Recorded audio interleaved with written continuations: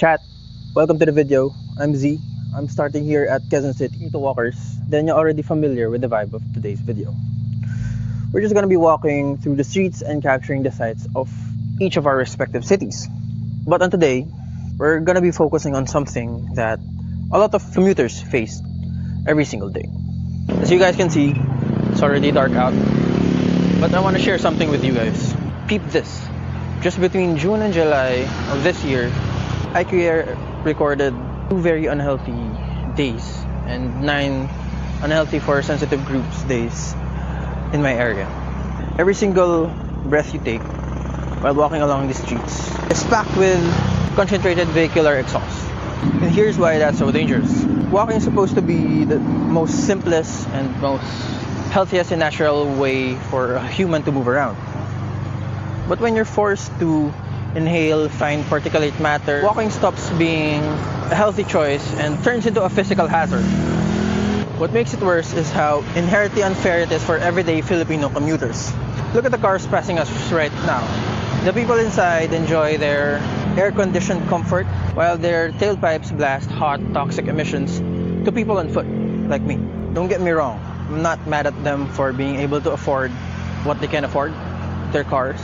I'm mad at the broken and repetitive system that perpetuates this issue. Corruption. The everyday working class, the commuters, the students, and the elders, or anyone who don't have the luxury to own or buy a private car, are the ones paying the price for a system built around vehicles. Why should choosing to walk your own city mean sacrificing your health? And it's not just the polluted air, it's the heat. Look around us right now. Notice anything missing? There is virtually no shade. Sure, if you look closely, there might be a few trees tucked into one side of the road, but it's clear this city was not designed with trees in mind. And honestly, it wasn't even designed with pedestrians in mind. Seriously, half the time on this walk, you genuinely can't tell if you're stepping on an actual sidewalk, a private parking lot, or a driveway. And when there is a designated sidewalk, it's completely blocked by electrical posts, utility boxes, or vendor setups. You're constantly forced to play a game of risk. Do you squeeze past a concrete pole by stepping directly onto the active road with oncoming cars? Or do you dodge into a narrow gap and hope you don't step into a hole that is deeper than it leads on? I documented my walk along the major stretch near my area, all the way from Fairview down to Philcoa, passing FCM, Litex, Shopwise, Central, Technohub, etc. And the sheer physical and mental toll of this route was ridiculous. I spent more than 2 hours walking. Might not look like it on camera because it's gloomy out, but that much time has already passed. Granted, the distance was a bit too much for an average individual, but I did this to see how the situation was for anyone along this route if they were to walk it. I came to a realization that no matter the distance, what truly made it hard was the constant, frustrating reminder of our lack of adequate urban planning and basic upkeep. Having to weave in and out of narrow sidewalks, step directly onto the streets alongside speeding traffic, and constantly dodging utility poles, parked cars, open gutters, just to take a single step forward, wore me down. Now, think about this. That exact same distance can be easily covered by a car, a PUV, or a motorcycle in just 20 to 30 minutes, give or take. When you put a stressful, longer than it needs to be walk that also is a survival course next to a 20-minute ride, it makes complete sense why people choose to opt out of walking. Who wouldn't? And that's how people fall straight into the forced motorization trap. The environment makes walking so unbearable that choosing not to walk isn't even a choice. It's a necessity. If you have a private car, you take it. If you don't, you're forced to rely on another struggling system, our public transport system. Instead of walking for free on safe, accessible pathways, commuters are forced to spend their hard-earned money in order to mobilize themselves. This drives up personal daily spending, clogs our roads with even more vehicle traffic, and pumps out more carbon emissions, which loops right back to making our air dirtier and our streets hotter for the people who still have no choice but to walk.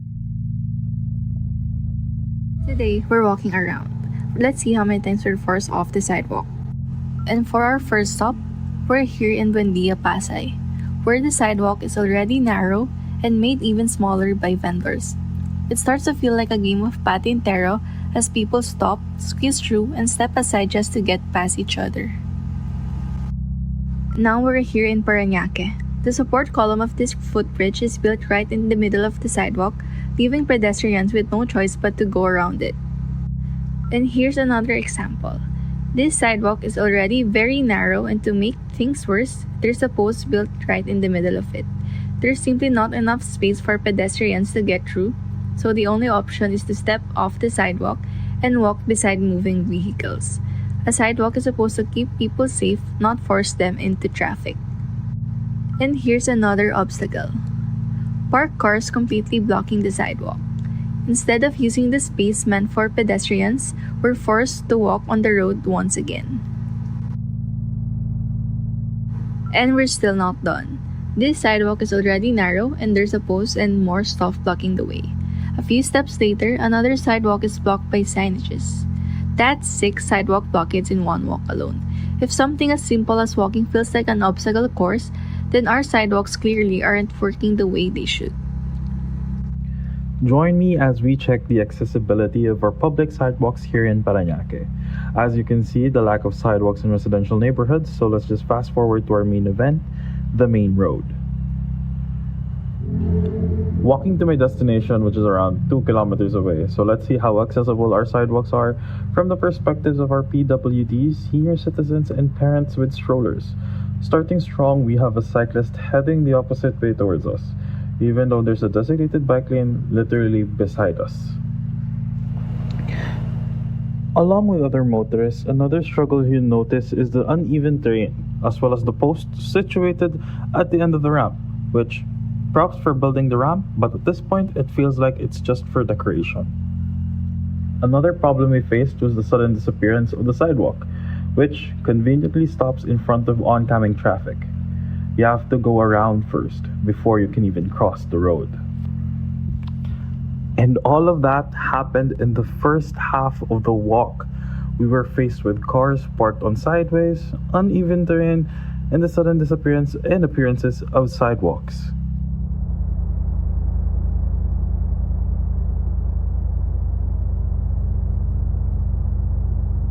And what we experienced during each of our respective exploration trips weren't just inconveniences. They were part of a systemic problem. When sidewalks are missing, flooded, or blocked, it excludes senior citizens, children, and persons with disabilities, forcing everyday citizens into dangerous situations just to get to school or work. Even though official frameworks like the Philippine Development Plan state that pedestrians and cyclists should be the top priority, active transport budgets still face massive cuts. There's a huge gap between official policy and what we actually step on every single day. This is where you come in. Yes, you. The next time you encounter a broken sidewalk, an unpassable footbridge, a flooded walkway, a blocked ramp, don't just walk around it. Document it.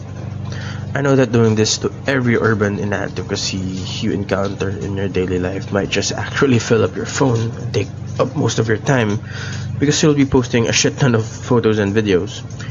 But I'm pretty sure you have that one pothole, blockade, steep ramp, unwalkable sidewalk, etc. That is the bane of your commuting experience. You can start with documenting and calling attention to that. Release your frustrations in a civilized way.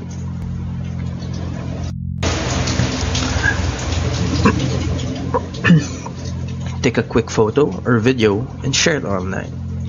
Tag your local government unit, the Department of Transportation, the Department of Public Works and Highways, and the Move as One coalition, and use our campaign hashtag #MoveAsOne Tao Muna.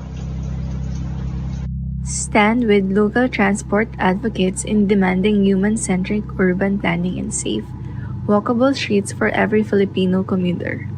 Because a city that is safe to walk in is a city built for everyone.